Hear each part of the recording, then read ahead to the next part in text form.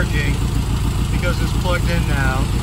My ghetto multimeter, we got hooked up. So we're just checking this, and that shouldn't be rating that low, so the alternator is probably not working, but we can do some tests here and check it out. For a little bit, the alternator doesn't seem to be working, so we lost a whole volt. So the radio decided to quit working, so I figured I'd poke around inside and see why.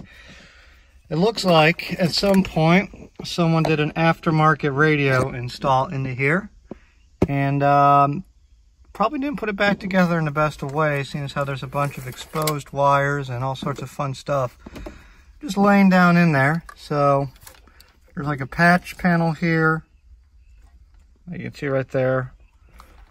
There's like a filter. This looks like a high pass filter or maybe low pass filter. I don't really know what's stock here. This makes it fun, so we're gonna have to, I don't know if you can see really what's going on. So a lot of wires and stuff left exposed. A lot of crap just kind of laying out in there that I really don't know what the heck the purpose of it is. So we're just going to have to redo this, I guess. This is a weird little thing. I don't know what this is about. It's covering up something. Oh, that's a grounding terminal, probably. So someone decided, or something. I don't know what all that is. Here, let's see what's going on back there. Yeah, so there's just a lot of loose wires, so we'll see what the hell's going on. Also, when they redid the install, they stripped that right there, so that makes that more wobbly than it needs to be. Looks like they broke off 2 tabs on this side actually, so we're gonna have to find a way to fix that just so this rests where it's supposed to rest. And while we're in here, we can redo this so that this isn't all, you can see it's kind of pulling away from the sides here. We can find a way to fix that. Think first, underneath here is fuse panel. There were 2 blown fuses. One said radio, one said instrument cluster, which is that. Which is fine. It's working. The lights and everything come on the way they're supposed to. I don't know why that one light comes on, but basically that's how that works. This is working again after replacing both of those. I'm trying to figure out if it's worth going through here. So we detached some stuff that really, you know, you got an antenna filter here. Just as a bit old school tech. So we have the antenna sitting like it came apart. I don't think we're gonna need to use that with this. There's a lot of just misplaced wires though rolling around down here. And I'm glad we took this apart because I'm really freaked out by it. We got 2 fusible links here with removable fuses, which is good to know for the future. But we have like RF plus, we got a lot of like, just look at that mess right there. Like that's just waiting for an electrical shock. So we're gonna do our best to kind of keep everything separate. Yeah, see, that's freaking me out. To kind of keep everything separated and not let anything touch that's not supposed to touch. Yeah, there's a lot. Now this is, I do some shoddy electrical work sometime, but this is, whew, this is up there. So we're gonna get in there and try and fix it. So wish me luck. Give us some thought on how we're gonna handle this. I really don't want to dick around with the wires too much because I don't know, you know, how much, like how to declutter all this. So on these wires, we're just gonna snip them so that they really can't cause any more problems because they're not hooked up to anything.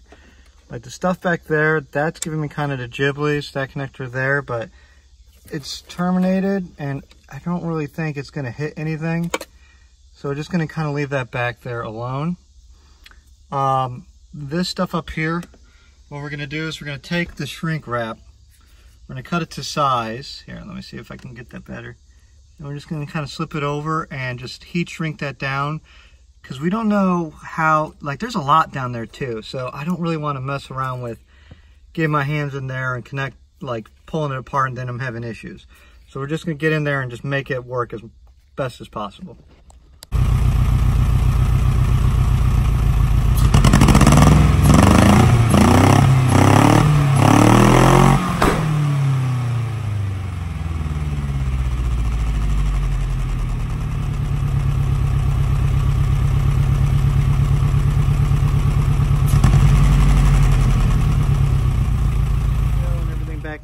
It's back working, which makes me happy. We used some zip ties on that.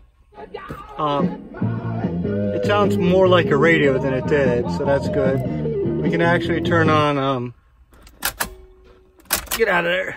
We can actually turn on some AM, and it kind of gets it. And let me do this.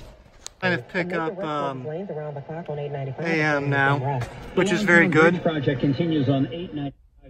So that's good. So we can actually hear some traffic reports when we get going. We gotta find the antenna. I don't know what happened to it. It's around here somewhere. And we gotta kind of figure out how to get the fan working. Like I said, it's kind of a big issue. So we found the parts we need to order to get the transmission hooked up. The only thing we're waiting for now is we got to figure out how to adapt this. This is a 12 millimeter by 1 national fine pipe thread like here. And that is a 10 millimeter by 1 pipe thread. So we got to find a way to adapt the two to each other, and then we can have a working clutch system. Until we got that, we really can't go anywhere. Well, we did find the brackets. I'll show you those hopefully next episode when they come in.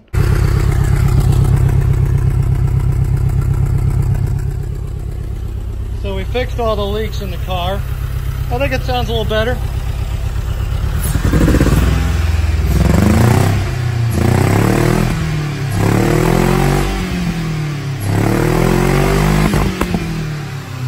few things we still need to figure out. Also new glasses. I'm not sure if I'm in love with them. I feel like they make my face look small. Anyway, still a few things we got to figure out. First and foremost, we got to figure out, we got to kind of tighten up the exhaust a little bit better than it is. It works pretty good though, so not a huge issue. Second, we got to figure out how to get the front fan to operate the way it's supposed to. Right now, it's not doing that. I may have shorted out another fuse. We're gonna have to take a look underneath, but kind of did all the work we can do today.